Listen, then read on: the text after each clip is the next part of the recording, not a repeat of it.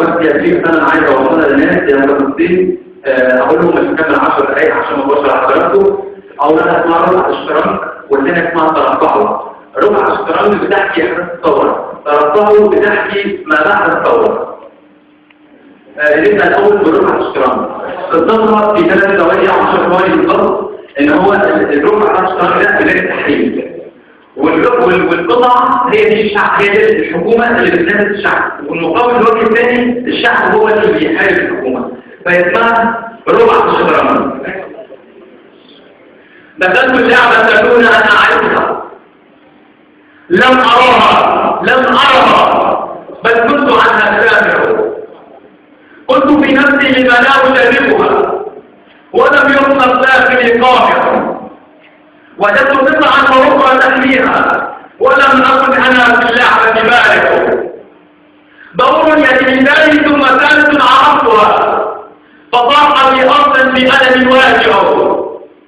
بذكر الألم صرت أتذكرها، قواه وضعفه عرفتهم بنور جامع. قواه وضعفه عرفتهم بنور جامع. فعجبت أن أكن للعبة أمثلها وأصبح في عدل ليل نجم ساطع. وقد دقت الساعة دقتها وخلانا بخلاف أسلحة يتصارع. يد الحق كنت رافعها ويد الطغيان والظلم أردنا ألا تترافعوا. ويد الطغيان والظلم أردنا ألا تترافعوا. خطوة مني الأمام بين أبدلها وجدت التدون قواه تدافع. عسكرا تسمى تحتاجها يحركها ليس لها حيلة ولا دافع. ذاتها طاغية بامتداد مرارها من ميدان ومرتفع وشارع. بعقل الحق واجهتها فتدخلتها فأمر دون فكر باتت تتراجع. الزاءة هدائم ومعيني رأيتها فهم من التغيير للحلو من الناس. وقد اشتد الصراع وجاء من يحكمها. جيش بعداد للسلم يدعو رافع. يخدع يداريها وسمعتها وتبعث آلاف عام مسطرة في المراجع. وما للشعب بغيرها حتى ولا ينصبها من جناح. سلبوا البيوت ونهجوا الكنائس والجوامع. سلبوا البيوت ونهجوا الكنائس والجوامع. يسبلوا نورا يمينا ويطار يشددها. لمن التسديد ونحن سدودا ومواجع. يا حصانها المدورة فكبلها بديات وقائد بجسر دون ضوابع. تترابط على مدع ليس بطاوعها وقادها قلب بالحرية خاشع. غير مهتدة بسدادة نباتها وضاحت بكترها واستحسنت عن مسامع. يا وزير والتآخر واستحسن أن تلكها فكنت إنسانا ضائعا غير مانع. قرارات بطول رأس أصدرها لكن عند ذاته كان جائع.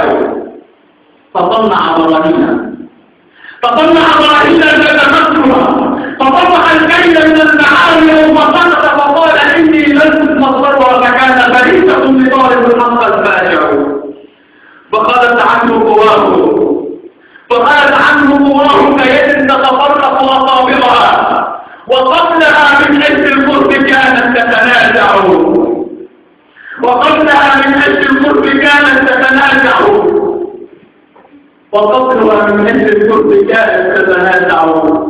فقبض القعمدة والسين والعنصر أولها والحصان والوزير والنظام الرابع. عفوا كنت ترجل أحد الملوك وحدها وكنت ملكا لكن من حولك هو الناجع. فلا تستهملن بالحرية يناظمها ولا تطلق أرض الطواجع. فالمحروم يحترك من النور سوائها والصدق هو ليل بصبح بالنور نامع. واعلم أنه من زرع الشوك في أرض سرع عليه ما كان زارعه ومن يقف النخل كالمرض لا يحسبن أنه ينتقل جامعه فأقبل له الله من حبه وازداده تحت الثرى لترابها طامعه ففكروا واسعوا وعملوا وانتوا يوما كان فيه العصر لله الأمر.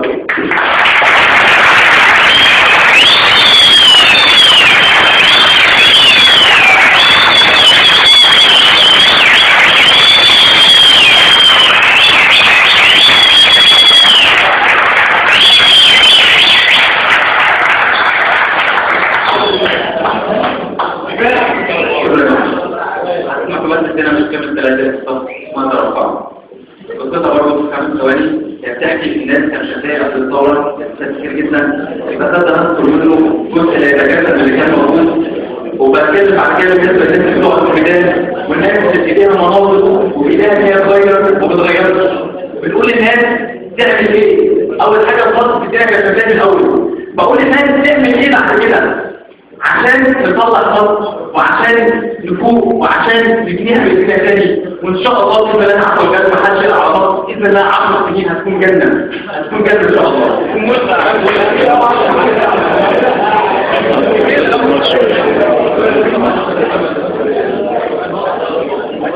إن شاء الله.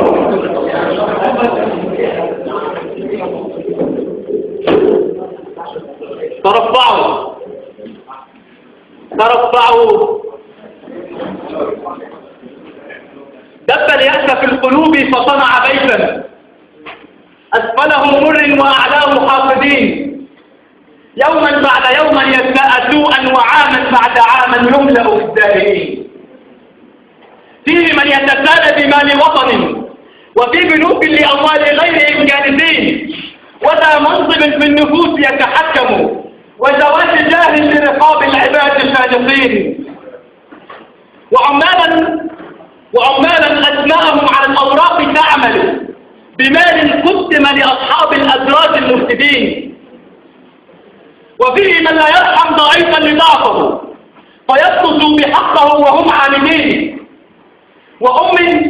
وأم لا يذكر فضلها وتفانيها من رجلا في الأصل لها دليل وأخ بعد سيف قد استهين به وبات في عين الابن من الفانين وأرملا في البيوت خادمة ويسكن بعد الأهل مستضعفين وشابا يملأه الطموح فينطلق وحين رفرف في السماء وجد المثبتين وآخرون للفتيات يتغامزوا ليلا ونهارا بقلوبهن متلاعبين ولأننا عرفنا في الأديان الظلم والعدل فكرهنا الظلم وكنا عادلين فالعدل غزا البيت بفراسة وسخر خير جند فكانوا للبيت هادمين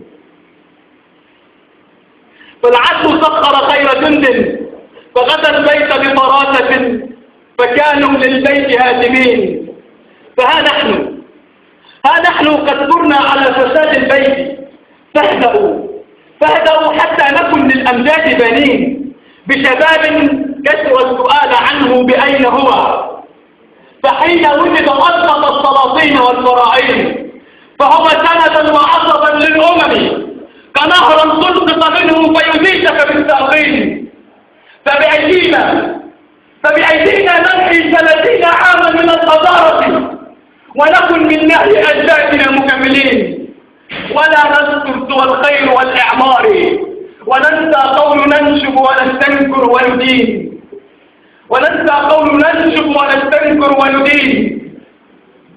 فأنا قائلا ترفعوا وكفى بسم الله ومصر أيها المعارضين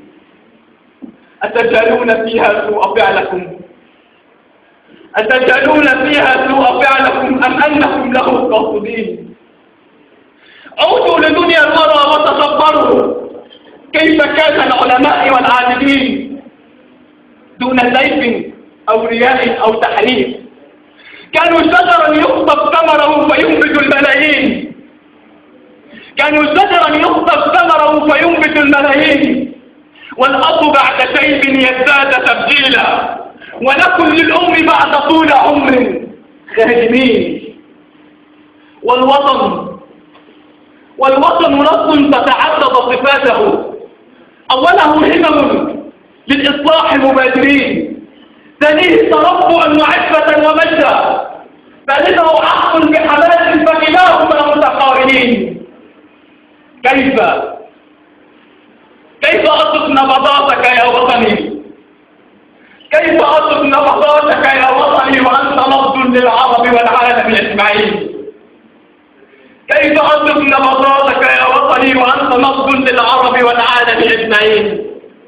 فيا آل مصر ترفعوا وقولوا للقول الخالق اللاجئين، قال فيها اهبطوا وازرعوا، وبين ضيق وقت للبذر بادرين، وبخيرها على عرش العالم ترفعوا، فأنتم من زرعوا وأنتم الجاهلين، لا أنطق عن الهوى فاقرأوا واسمعوا في الكتاب والسنة الأدلة والبراهين.